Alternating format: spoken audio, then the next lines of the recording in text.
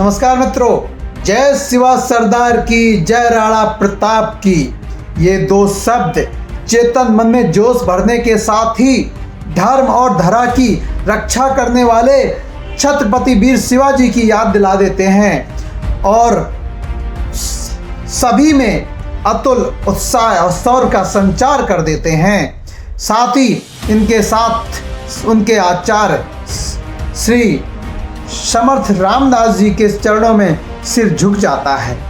माँ कभी ना दूध चखे, खेत न खावे अन्न, जन जन के परमार्थ में साधु धर्यो तन।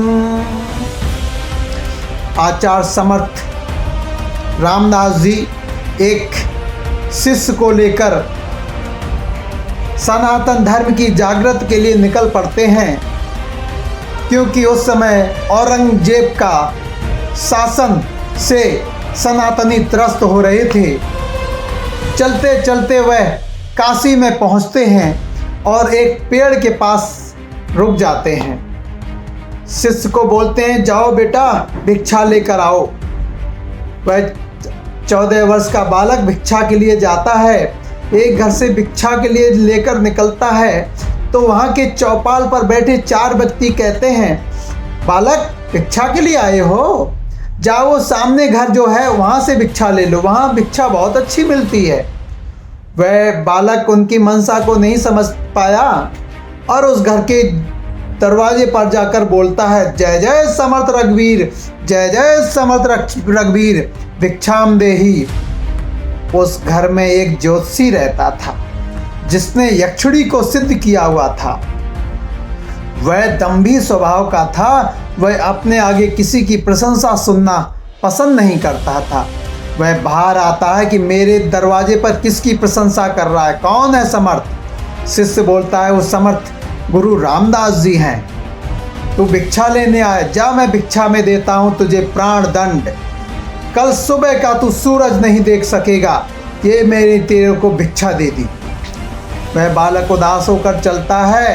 रास्ते में वही 4 व्यक्ति मिलते हैं, कहते हैं, अच्छी भिक्षा मिल गई आपको, जाओ अब। इस ज्योतिषी की कभी बाड़ी मिथ्या नहीं होती है। वह बालक धीरे उदास मन से गुरु के पास पहुंचता है। गुरु उदास होकर पूछते हैं, क्या बात है बेटा, क्यों उदास है। बालक सारा वृत्तांत सुना देता है।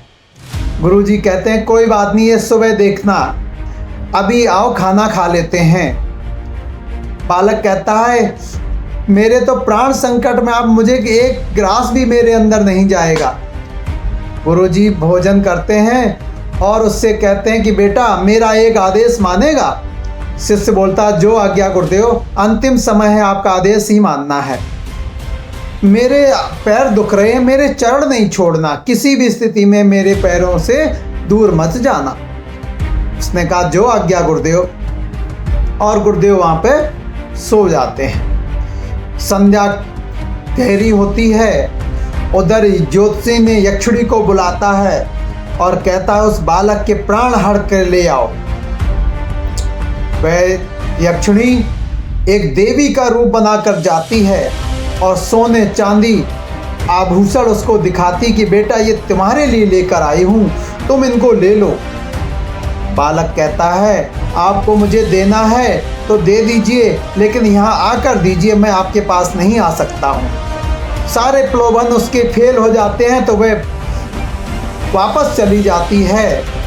यह पहला दांव खराब होते हुए देख वह ज्योतिषी पुनः प्रयास करता है और उसको यक्षुड़ी को उसके माँ का रूप बनाकर भेजता है। माँ उसके पास आती, कहती, बेटा मैं आई हूँ मिलने के लिए।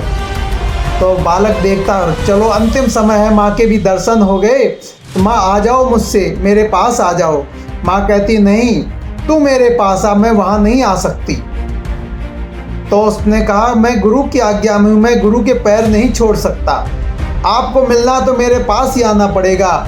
यह दांव भी फेल होते देख वह वापस चली जाती है और तीसरे पहर में वह ज्योतिषी पुनः प्रयास करता है और यमराज को की रूपरेखा बनाकर भेजता है और यमराज के रूप में वह यक्षुड़ी आकर उस पर शिकंजा कसती है कि आ, मैं तुझे लेने आया हूँ। बालक कहता है, आपको ले जाना है तो मेरे पास आ जाइए, मैं आपके पास नहीं आ सकता है, आप लेने आओ तो आपको ही आना होगा। यह दांव भी उल्टा पड़ते देख यक्षुड़ी बुरी रूप में आ जाती है और वापस चली जाती है और उस ज्योतिषी के ऊपर अग्नि वर्षा करती है, तो ज्योतिषी के हृदय में भी जलन हो जाती है। उधर सुबह होती है, चिड़ियों की चहचहाट शुरू हो जाती है, तो गुरु रामदास जगते हैं और कहते हैं, सुबह हो गई? अरे बेटा, तू तो जिंदा है। बालक भी उत्साह में कहता, जी गुरुदेव, मैं जीवित हूँ, सूर्य भी निकल गया है, उसका वचन फेल हो गया है। गुरुदेव, मैं आपकी कृपा से जीवित रह गया हूँ। और सारा रात का घटना चक्र बताता है। तो गुरुदेव कहते हैं, जो गुरु आज्ञा में रहता है उसका काल भी कुछ भी नहीं बिगाड़ सकता है। उधर सुबह होने पर समर्थ रामदास जी पुनः कहते हैं कि जा बेटा भिक्षा लेकर आ। तो वापस गुरु शिष्य में ओजस्वीता आ चुकी थी, गुरु के प्रति निष्ठा बढ़ चुकी थी। उसी घर में जाकर कहता है, जय जय समर्थ रघुवीर, जय जय समर्थ रघुवीर, भिक्षाम देहि। वह अंदर से व्यथित था और आते ही उस बालक के पैरों में पड़ता है कि मुझे अपने समर्थ की शरण में ले चलो। जो वह उनके साथ चलता है तो चारों व्यक्ति देखकर दंग रह जाते हैं कि ये बालक तो जीवित है, इसकी वचन क्या हो गया और ये उनके साथ कहाँ जा रहा है। वह उनके समर्थ गुरु रामदास के चरणों में आता है और अपना शिष्य बनाने की प्रार्थना करता है। समर्थ गुरु उसे अपने शरण में लेते हैं, उसके हृदय के जलते हुए अग्नि को शीतलता प्रदान करते हैं और उसके एक संशय होता है कि मृत्यु के भय को कौन बचा सकता है। तो समर्थ गुरु रामदास जी ने उसके संशय को दूर किया कि समर्थ का जब शिष्य पर हाथ होता है तो काल चक्र भी उसका कुछ भी नहीं बिगाड़ सकता है। करता करे ना कर सके, गुरु करे सो होए, तीन लोक नौ खंड में गुरु से बड़ा न कोई। जय भारत, जय हिंद, जय सनातन धर्म।